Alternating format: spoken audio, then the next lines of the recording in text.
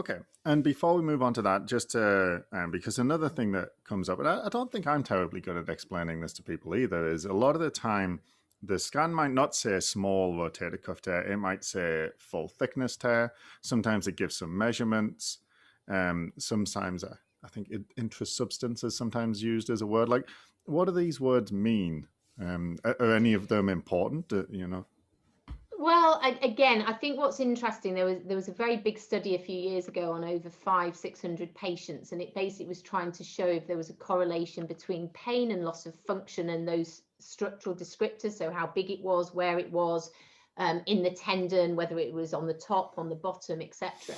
I think probably the thing that surgeons get most excited about is whether it's full thickness or partial thickness, because their belief is if it's full thickness, it's far more likely to get bigger over time, and therefore it's likely to be problematic.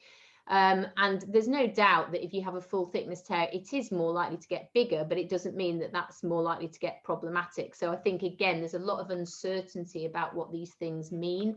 And again, without that history of trauma, it's probably less relevant.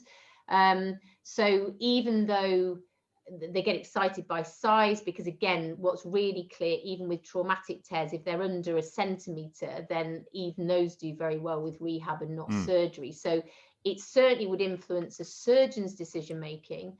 But I think for me as a physio, I'm more interested about the history of onset and what I find in my clinical examination. And so it's a very small part of the story. Right, yeah, and like you said, it's that, okay, history of trauma versus coming on gradually. That's a big, sounds like it's a big fork in the road for you deciding what to do with them. Yeah, absolutely. And I think the other important thing to say, I mean, if a guy's got, if he's got a big cuff tear and he's got weakness and he's got pain and it's not changing and he's done rehab and it's not got better, then all right, we can look at those other options. But the other important message is that actually, if you have a non-traumatic rotator cuff tear, you've got a 75-80% chance of doing well with rehab. And the important thing is as much chance of doing well as if you had surgery. But the worst case scenario is if you don't get better with rehab, if you've had rehab first, the evidence shows you will do better with your surgery. So you've kind of got nothing to lose. So you've got an 80% chance of getting better, and a full thickness tear, you've got a 75% chance of getting better. But even if you don't, you've set yourself up really well to then, if you did need any surgical intervention. But I think it's very rare in that group. And most surgeons, if you've got an athlete wanting to go back to overhead sport, would stay away from surgery if they possibly can without that history of trauma. Right, okay. Well, that's good to know. And another term that my swimmer has come across is impingement. And he's under the impression that he might have shoulder impingement. So how would you talk through that?